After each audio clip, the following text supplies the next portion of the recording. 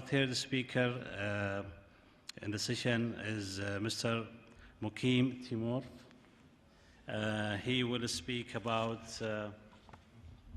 quality of education, features, challenges, and best practices. He's a senior economist. Also, he's a sector coordinator for the GCC countries in the Human Development Group, Middle East and North Africa from the World Bank. He will have 20 minutes to deliver the presentation, and the floor is yours.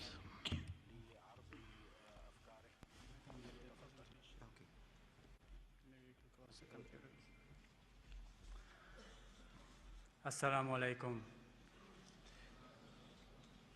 Your Excellencies, distinguished guests, and dear colleagues, on behalf of the World Bank, I'm very honored to be participating in this international conference on total quality management organized by our colleagues at the Ministry of Education.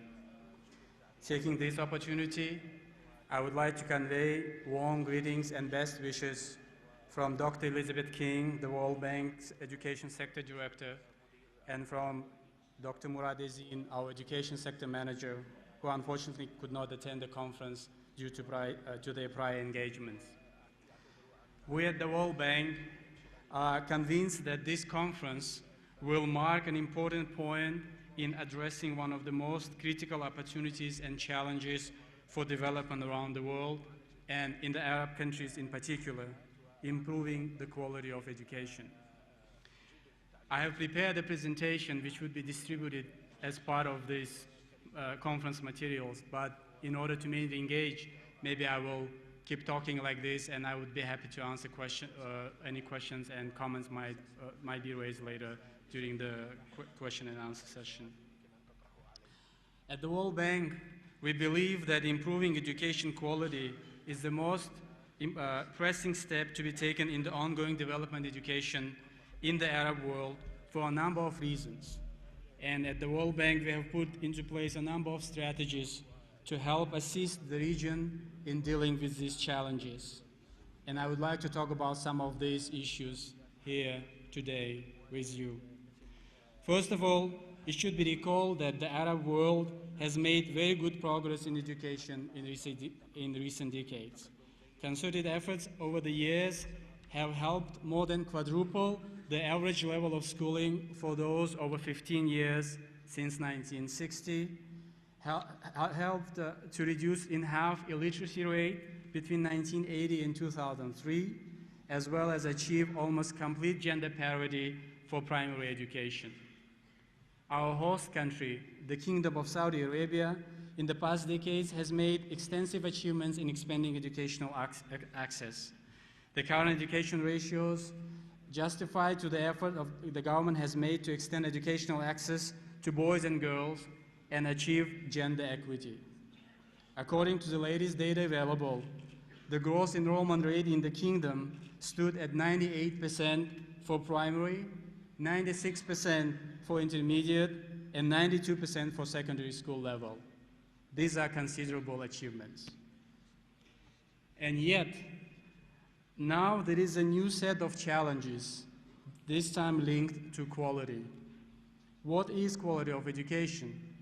An education of quality, good quality, very simply put, refers to the ability of an education system to ensure that students acquire the cognitive skills, what we refer as reading, writing, and numeracy, problem solving and critical thinking skills, as well as the life skills, which equip them to function effectively as responsible citizens and productive economic actors. Improving education quality is a pressing matter that entails several challenges. In this connection, the Arab education systems must raise students' achievements, reduce inefficiency, respond to the evolving labor market demands, and expand secondary and tertiary education to satisfy the requirements of the youth bulge while improving general quality. Again, the presentation which is included in the package goes into much more details, but here I would like just to emphasize on a few important points. First of all, quality of education as revealed by test scores, must improve. As international tests demonstrate, the region scores are low compared to other regions in the world. For instance, the MENA regional average on TEAMS 2007, which is the International Math and Science exam, was 383, while the OECD average was about 500, and the top scoring countries hit over 590. More disconcerting is the fact that the great number of low achievers are in the region.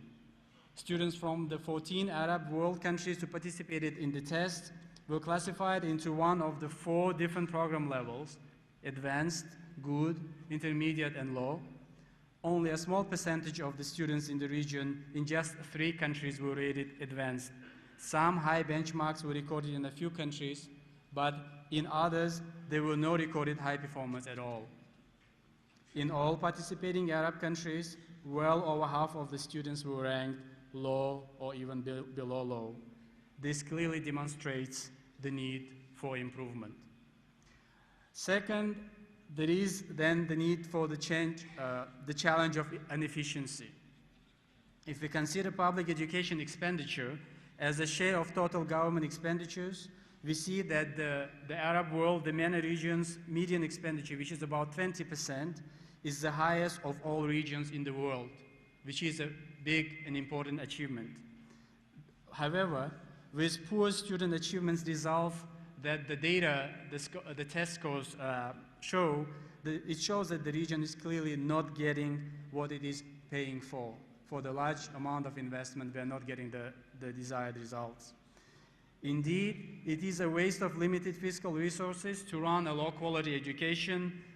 Does not matter in what country, does not matter in what system. Considerable investments in time and money are lost when a mediocre outcome is the result.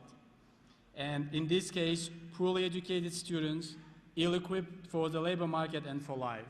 Surely no nation of the world can afford to treat its youth in such a way.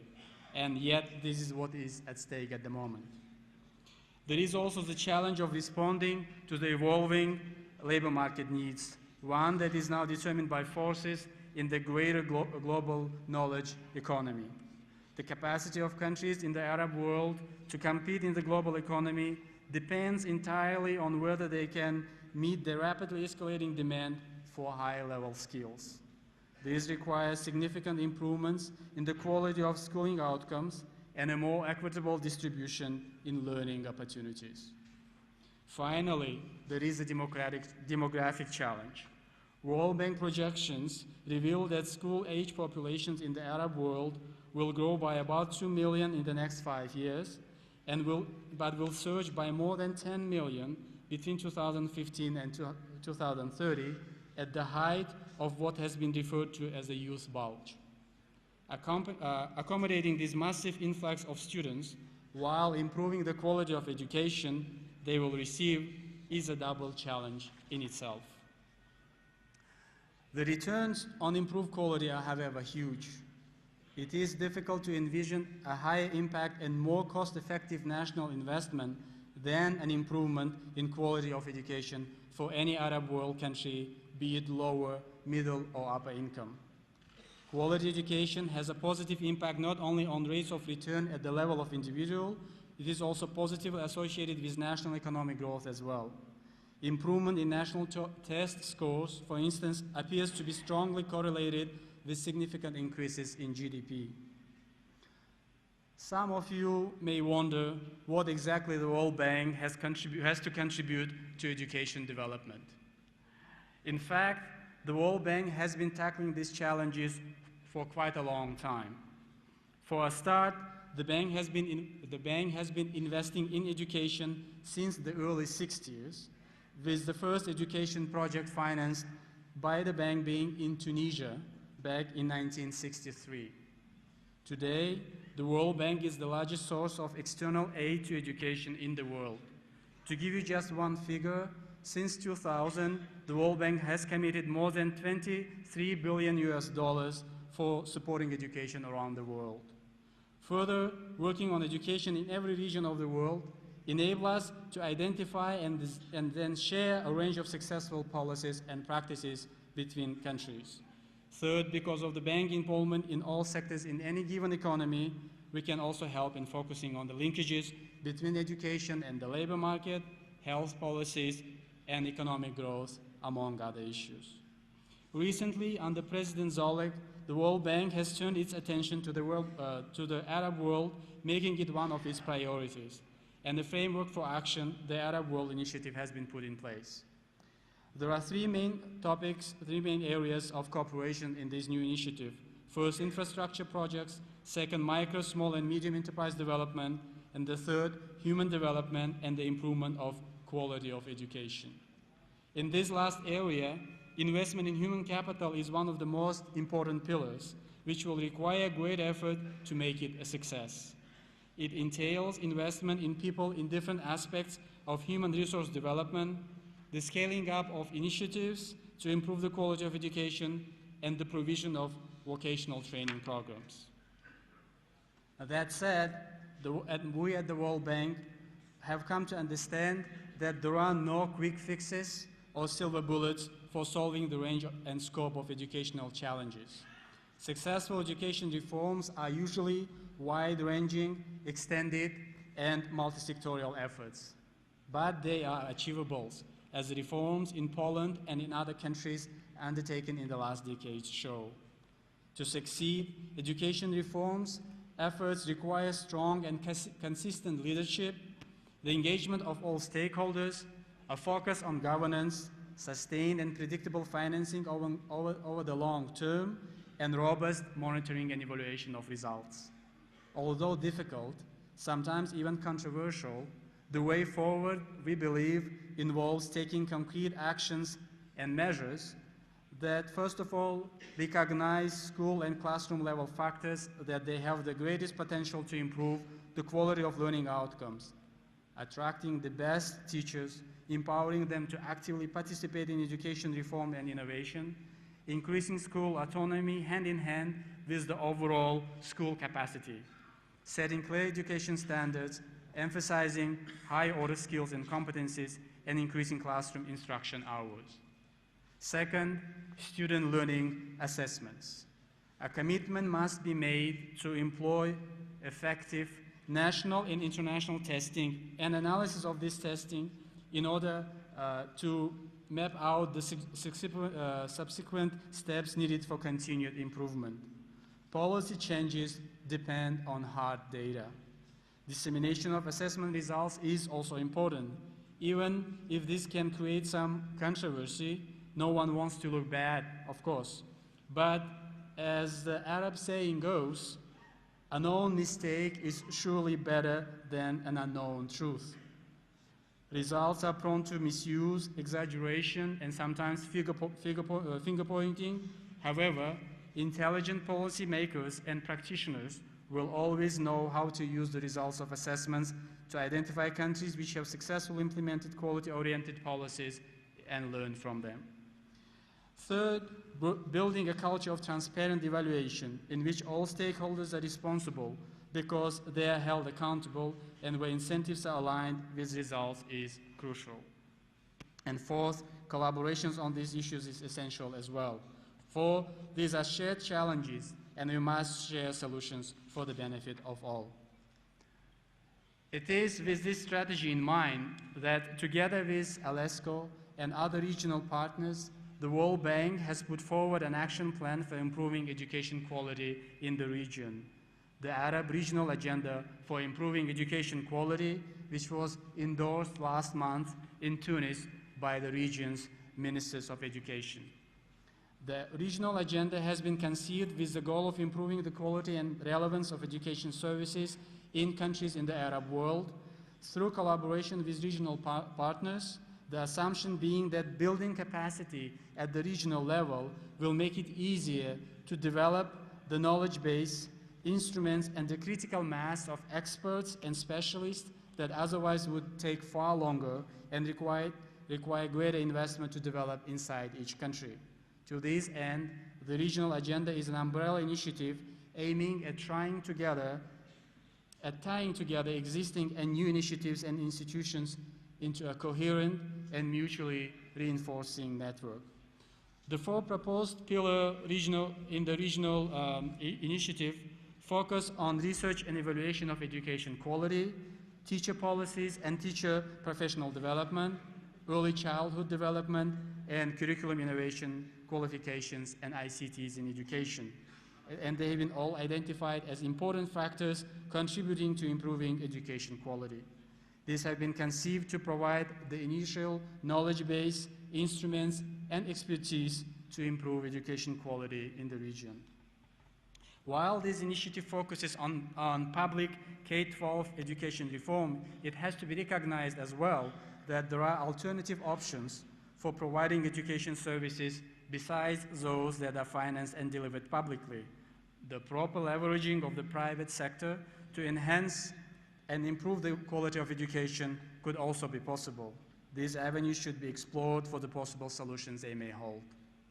All this, moreover, is a question far greater than just education, one that goes well beyond the reach of ministries of education alone. Linkages are essential. For a start, education reforms need to go hand in hand with labor market reforms.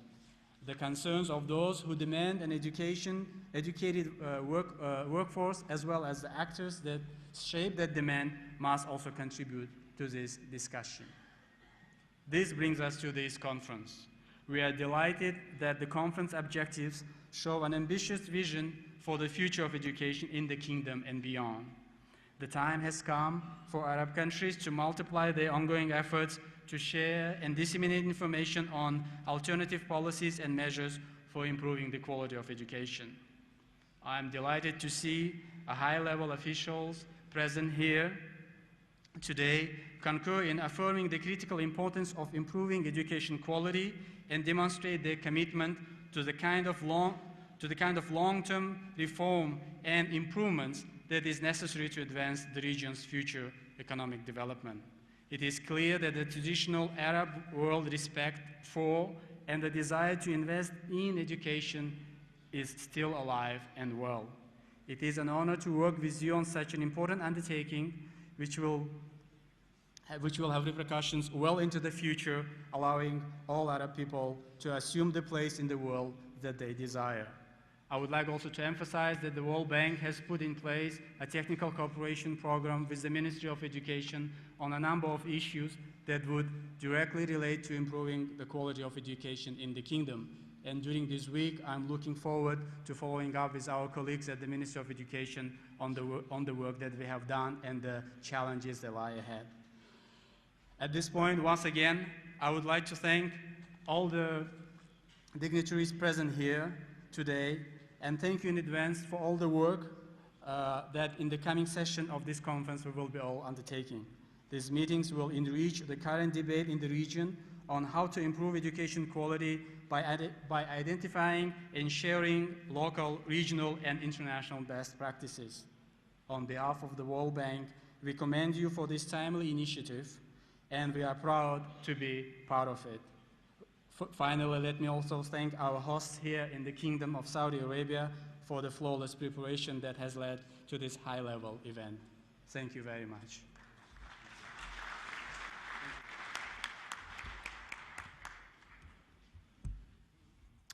Thank you very much, Mr. Maqim Tيموروف from the World Bank. The World Bank has great experiences in different sectors, and the bank has been helping different countries, and one of them is Saudi Arabia, so that we thank you very much.